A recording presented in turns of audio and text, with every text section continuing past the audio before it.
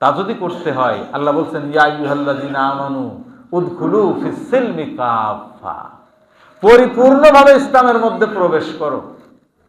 কিভাবে? একটু জবাব দেন, কিভাবে? মশারি টাঙায় আপনি যদি অর্ধেক মশারির ভিতরে আর অর্ধেক মশারির বাইরে থাকেন, তাহলে কি মশার মেহমানদারি থেকে বাঁচতে পারবেন? জনমের মতো মেহমানদারি করবে, যে অংশটা বাইরে থাকবে এটা।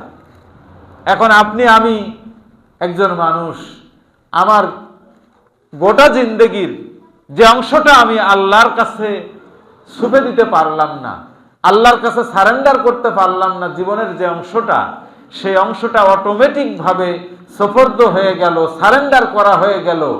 কার কাছে গো বলেন তো? আল্লাহর কাছে করিনি, তাহলে কার কাছে করলাম? মিস্টার ইবলিস। তার কাছে আপনার মুরিদ হওয়া লাগবে না। পীর সাহেবের কাছে মুরিদ হইতে গেলে দেখেন না, বড় একটা কি পাগড়ি ছেড়ে দেয়, দেখছেন আপনারা? আমি গাজীদরগা পীর সাহেবকে ছোটবেলায় দেখেছি, উনি মাহফিলে গেলে বড় একটা পাগড়ি ছেড়ে দিতেন, সবাই ওই পাগড়ি ধরত গিয়ে, মুরিদ হওয়ার লাগে। মুরিদ। এখন মিস্টার ইবলিসের মুরিদ হওয়ার জন্য কিন্তু কোনো পাগড়ি ধরা লাগবে না। এটা আপনি আল্লাহকে মানবেন না, অটোমেটিক ভাবে আপনার আর কোনো মেহনত করা লাগবে না। মিস্টার ইবলিসের মুরিদ হওয়ার জন্য আপনার কোনো মেহনত করা লাগবে না।